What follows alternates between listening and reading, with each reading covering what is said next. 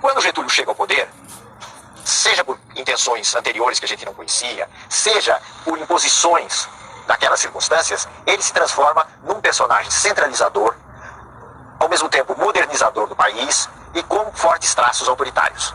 Tanto assim que os anos de 1930 a 1945, os 15 anos em que ele esteve no poder, são conhecidos geralmente como a Era Vargas.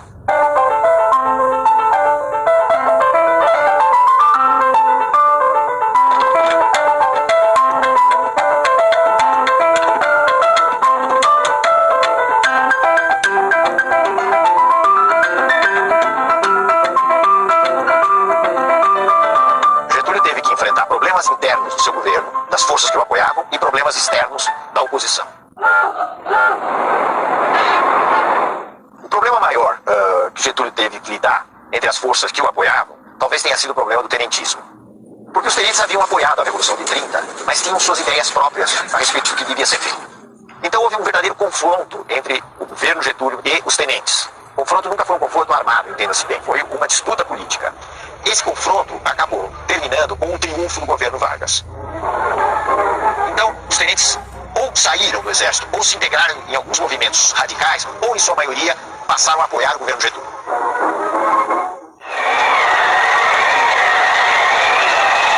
Os problemas externos vinham principalmente das elites regionais dos estados, que não se conformavam com a política centralizadora.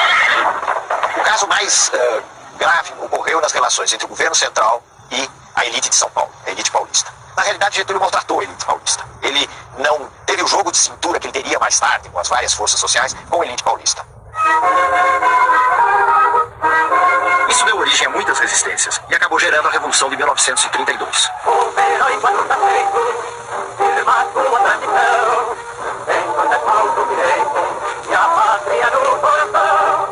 São Paulo lutou durante vários meses praticamente sozinho, mas no fim foi derrotado pelas forças do governo federal, sobretudo pelas forças do Exército Nacional.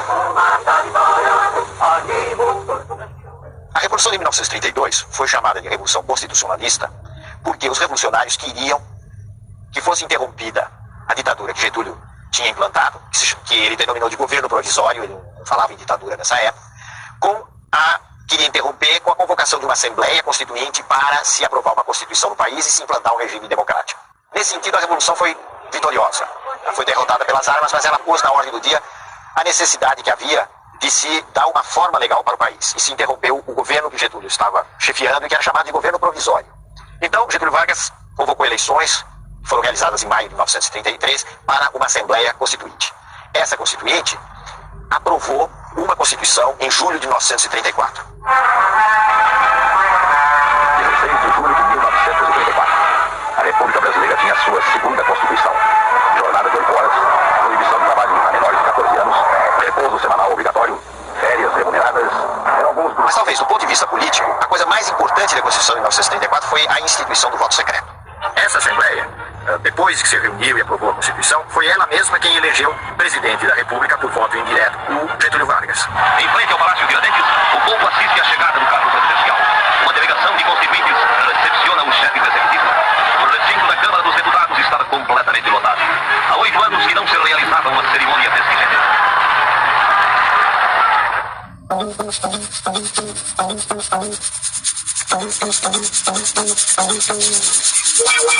O que é que mudou concretamente a partir de 1930? Vamos pegar algumas áreas, não é possível examinar todas as áreas. Então vamos pegar a área da economia.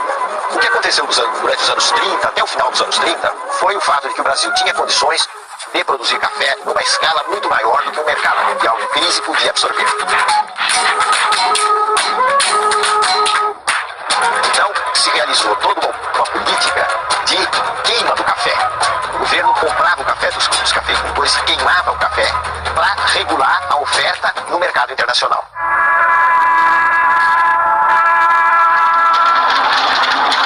A outra mudança importante foi a expansão da produção do algodão.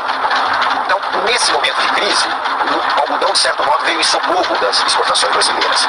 E isso tem a ver com um fenômeno europeu, que foi o fortalecimento da Alemanha, infelizmente sob o controle de Hitler, e foi essa Alemanha nazista que começou a comprar em grande escala, para a produção de tecidos, o algodão brasileiro.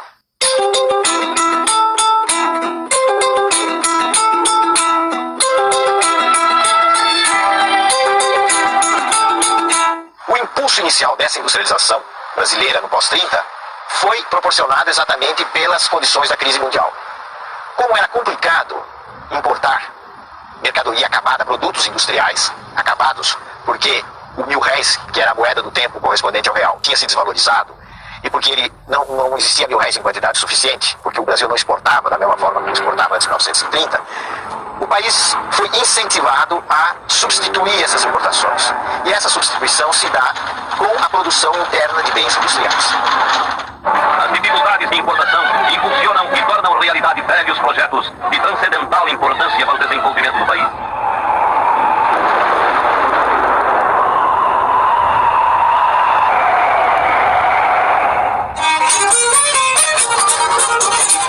Sobretudo a partir de 1930, com exceção dos japoneses, a mão de obra estrangeira deixou de vir para o Brasil. E a mão de obra utilizada nos grandes centros do Centro-Sul foi principalmente aquela que migrou de pequenas cidades mineiras e que migrou do Nordeste, entrando principalmente na atividade da construção civil e da atividade industrial.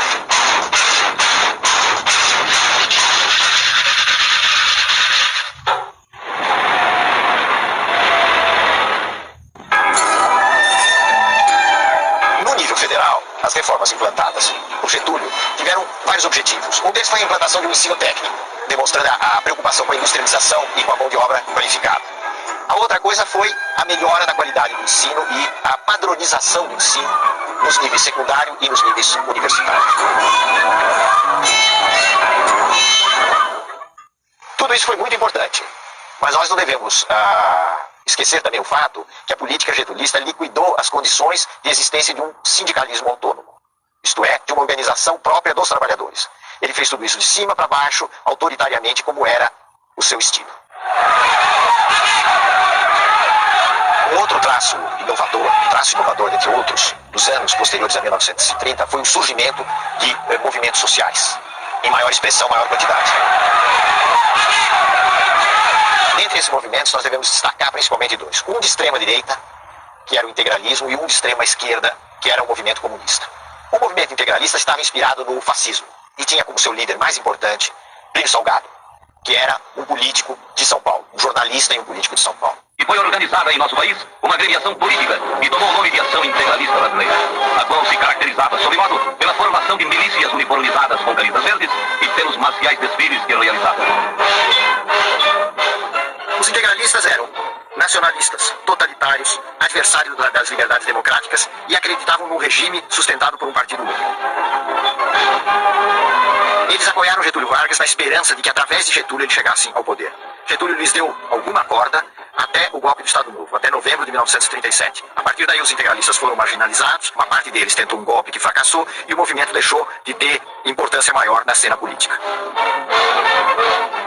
Os comunistas tinham uma outra tática, que era a tática de enfrentamento, a tática de oposição. E com isso eles chocaram de frente com o governo Getúlio. Eles formaram um organismo, a Aliança Nacional Libertadora, que pretendia ser uma grande frente popular contra o governo Getúlio e por grandes reformas no país.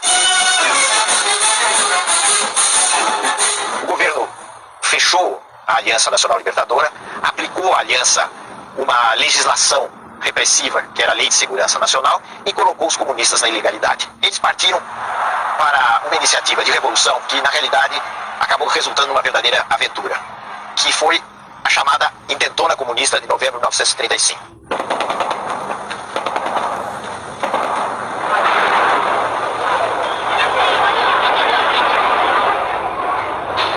A consequência mais importante da insurreição comunista de 1935 foi o fato de que ela deu o pretexto que o Getúlio Vargas e os círculos do governo, principalmente a cúpula do exército, estavam esperando para iniciar uma repressão no país e, mais do que isso, preparar o caminho para a instalação de um regime autoritário. Isso se fez através do golpe que instituiu o Estado Novo, o golpe de 10 de novembro de 1937. praticamente sem nenhuma resistência, sem nenhuma oposição. Forças policiais fecharam o Congresso e se iniciou um novo regime no país, que era o Estado Novo. Esse foi um regime que assumiu claramente feições de uma ditadura sob o comando de Getúlio Vargas. Quando as competições políticas ameaçam degenerar em guerra civil, é sinal de que o regime constitucional perdeu o seu valor prático. Foram suprimidas as eleições, foram suprimidos os partidos, foi suprimida a liberdade de expressão, que é uma coisa muito importante. Na maneira de ver de Getúlio e dos generais e dos círculos civis que apoiavam Getúlio, não deveria haver lugar para partidos no país. Os partidos eram parte, eram coisas nocivas à organização do país. Era preciso organizar um todo nacional, de cima para baixo, tendo como chefe supremo o chefe da nação, ou seja, Getúlio Vargas. Getúlio Vargas cuida do lar do trabalhador brasileiro. Aqui o vemos inaugurando as primeiras casas de uma série que planejou para todo o território nacional como habitação tão digna dos obreiros da grandeza do Brasil. Tendo ao lado sua esposa, Dona Darcy Vargas, vemos o presidente da República, acompanhado pelo senhor Gustavo Cabanela e outras autoridades, inaugurando o Hospital Estácio de Sá, na capital. Getúlio Vargas inaugurava o Instituto Nacional do Livro. Aqui o vemos em companhia do senhor Herbert Moses. O presidente da República assistia à grande parada militar comemorativa de nossa independência.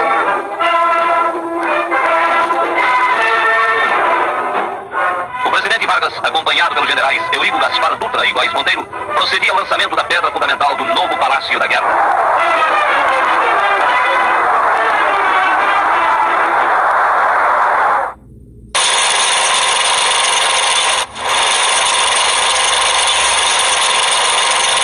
Especialmente no Estado Novo, houve uma ampla utilização do cinema, do teatro, do jornal, do rádio, que tem uma importância muito grande, para enaltecer as façanhas do governo Getúlio e do Estado Novo. O ambiente nacional tem reagido sabiamente contra esses agentes de perturbação e desordem. A propaganda insidiosa e insolvente apenas impressionou os pobres de espírito e serviu para agitar os mal intencionados. Isso representou alguma coisa de muito diferente, vamos dizer assim, de inovador, se considerarmos o que era o Brasil anterior a esse período.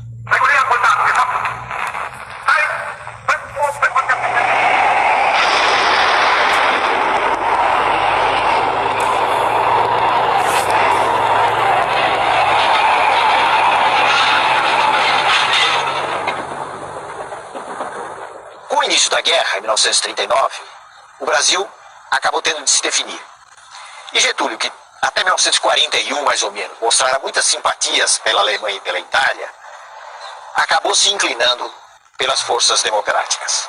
Isso por razões muito práticas, muito de ordem prática. Ele percebia que ele estava num determinado campo, no mundo ocidental, com os Estados Unidos, ali em cima, o chamado Grande Irmão do Norte, um pouco de ironia, e que fugir desse campo era uma aventura extremamente arriscada. Então, em alguns meses, ele decide essa inclinação em favor das chamadas potências aliadas, as potências democráticas. Isso já no curso da Segunda Guerra Mundial.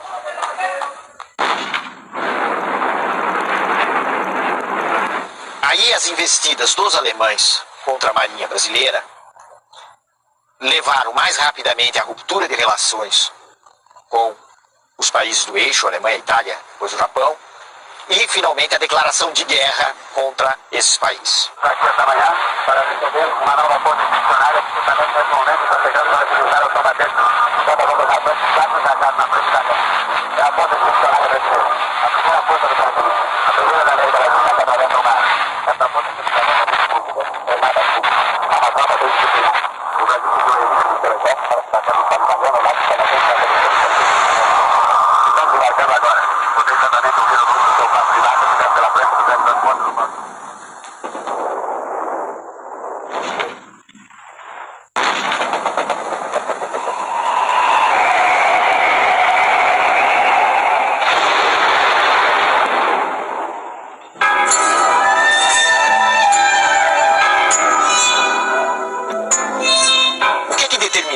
Crise do Estado Novo.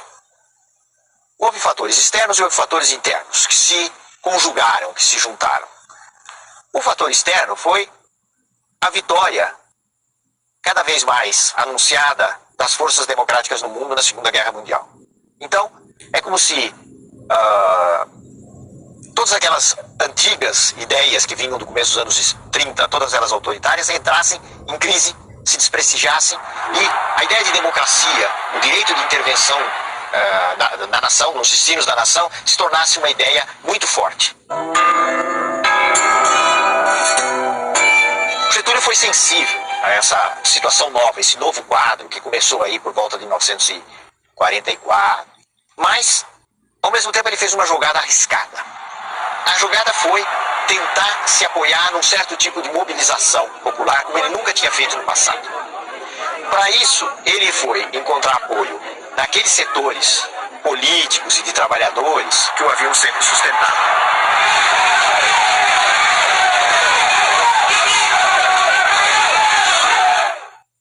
Essa mobilização desagradou os meios militares, desagradou gente como o general Góes Monteiro, o general Dutra, que haviam sido os articuladores do Estado Novo. Então, muitas vezes se diz que o Estado Novo foi derrubado por aqueles mesmos homens que o haviam implantado. Já fiz a minha parte na grande tarefa de mobilizar para o engrandecimento comum as forças criadoras da nacionalidade. Getúlio foi deposto praticamente a frio, e duas coisas são importantes. Primeiro, que ele conservou intacto o seu prestígio popular. E a outra coisa é que não houve, da parte dos generais e das elites civis que depuseram Getúlio, a intenção de jogá-lo para fora do jogo político. E a crise teve como consequência a renúncia de Getúlio Vargas, que em 29 de outubro de 45 deixou o catete rumo a Itu, sua fazenda no município de São Borja.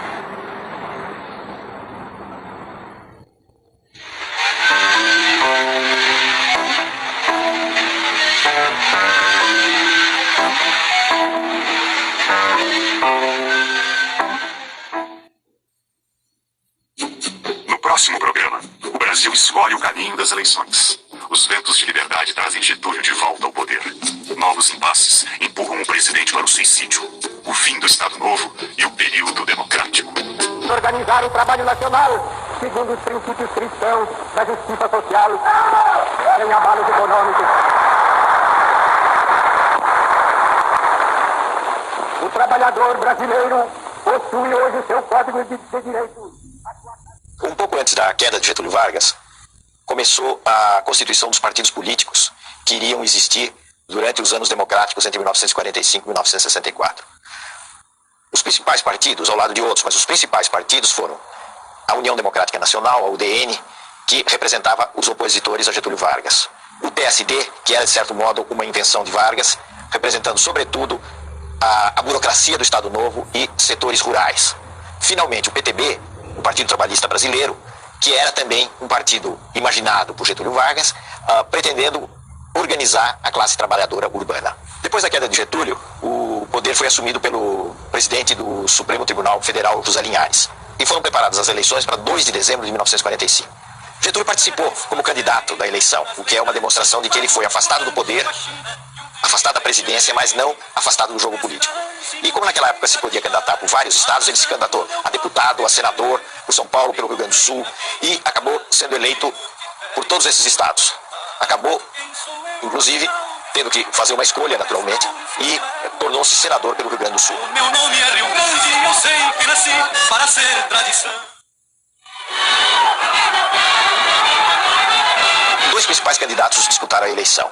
De um lado, o general Eurico Gaspar Dutra, que tinha sido uma figura central do Estado Novo, e de outro, o brigadeiro Eduardo Gomes, que era o candidato da oposição, o candidato da UDN.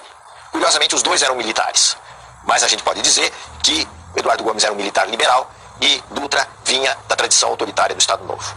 Dutra teve o apoio de Getúlio Vargas, o Getúlio deu o apoio ao candidato nos últimos dias da campanha e com isso atraiu a massa e o voto da massa da classe trabalhadora urbana. Tudo isso explica a ampla vitória de Dutra.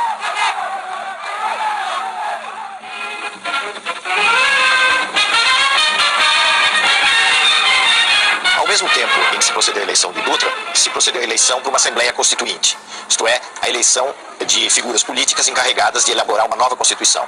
A Constituição que foi aprovada em 1946 e que ficou em vigor até 1964, tinha características que nós poderíamos chamar de liberal-democráticas, isto é, estabeleceu a divisão entre os poderes, o executivo, o legislativo, o judiciário, a representação através do voto individual das pessoas para a Câmara, para o Senado, e todo um capítulo também existia garantindo liberdades de expressão, liberdades democráticas. Uma última coisa que é significativa na Constituição de 46 é que ela definitivamente estabeleceu o voto às mulheres. Então todas as mulheres maiores de 18 anos tiveram o direito e a obrigação de votar, assim como os homens. Do ponto de vista econômico, o governo Dutra passou de um modelo chamado de liberal para um modelo em que havia maior controle do Estado. E na época dele, ocorreu no plano internacional uma coisa muito importante, que foi a passagem de uma época de confraternização das potências que ganharam a Segunda Guerra Mundial para o início da Guerra Fria, que pôs frente a frente os Estados Unidos e a União Soviética. Trabalhadores do Brasil, eu vos dirijo minha palavra nesse momento nacional.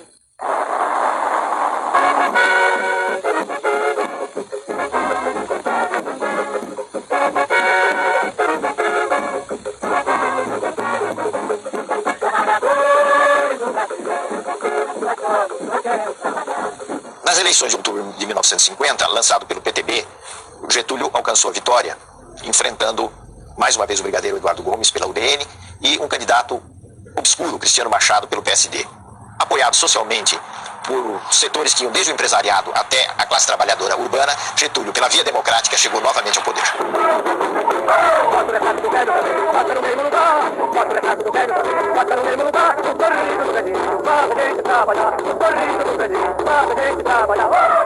Getúlio Vargas voltou ao poder em circunstâncias muito diferentes daquelas que tinham sido as dos 15 anos do seu primeiro governo.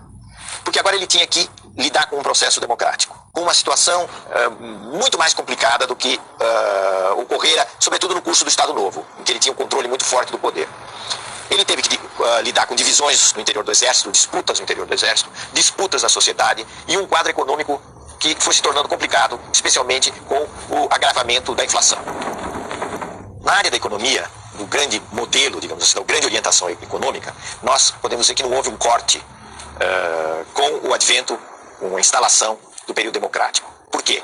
Porque o mesmo modelo de forte intervenção do Estado na economia, de controle da economia por parte do Estado nos setores básicos, continuou a existir. Um dos momentos de mobilização mais intensa do segundo governo Vargas foi o momento da luta pelo petróleo, a luta pelo monopólio estatal do petróleo, que deu origem à formação da Petrobras. Essa luta é muito interessante, porque na realidade mostrou que havia mais possibilidade de mobilizar o país inteiro em torno de certos valores que não eram de classe operária, classe trabalhadora, etc., mas que eram valores nacionais. O populismo era um fenômeno que já vinha dos últimos anos do Estado Novo, e era uma tentativa de Getúlio e do grupo que o cercava de unir numa frente política o Estado, os trabalhadores urbanos e o empresariado nacional, aquilo que se chamava de burguesia nacional. Ocorre que, no segundo governo Vargas, o populismo tomou um aspecto muito mais mobilizador. Quer dizer, Getúlio, cada vez mais convencido de que ele podia mobilizar e se apoiar nas classes trabalhadoras urbanas como um recurso político para os seus objetivos. Esse foi um dos problemas do segundo governo Vargas, na medida que essa política, que não era propriamente uma política conservadora, assustou muitos setores conservadores e especialmente grupos no interior do Exército. Um dos personagens centrais do populismo, da atuação populista, foi João Goulart, que ficou mais conhecido pelo apelido Jango. O Jango foi ministro do trabalho do Getúlio e era um personagem pelo qual o Getúlio tinha muitas simpatias. Na realidade, Getúlio e Jango tratavam de apoiar os movimentos grevistas, conceder algumas reivindicações e, ao mesmo tempo, controlar, evitar que esses movimentos escapassem dos seus limites. Alguns movimentos, no entanto, fugiram da influência ou do controle do governo Getúlio. O caso mais expressivo foi o de São Paulo, onde ocorreu uma grande greve que começou pelos têxteis, a chamada greve dos 300 mil. Naqueles anos do governo Getúlio, a divisão entre os partidários de Vargas e os inimigos de Vargas, que estavam organizados na UDN, se tornou muito intensa. Em particular, o jornalista Carlos de Lacerda, que era diretor do Jornal do Rio, a Tribuna da Imprensa, se destacava nessa luta feroz, podemos dizer assim, contra Getúlio. E aí, nos círculos do poder, no Palácio do Catete, que era a sede do governo, surgiu a ideia infeliz de se eliminar Carlos Lacerda.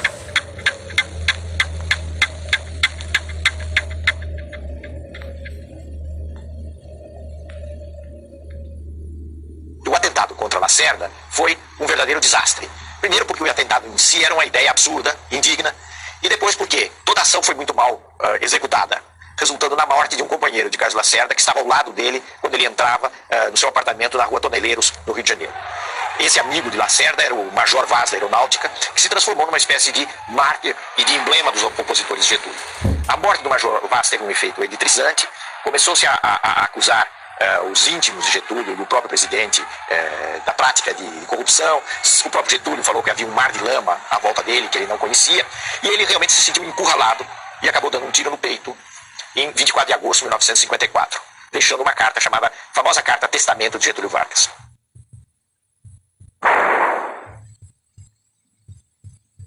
Lutei contra a espoliação do Brasil. Lutei contra a espoliação do povo. Tenho lutado de peito aberto. O ódio, as infâmias, a calúnia não abateram meu ânimo. Eu vos dei a minha vida. Agora vos ofereço a minha morte.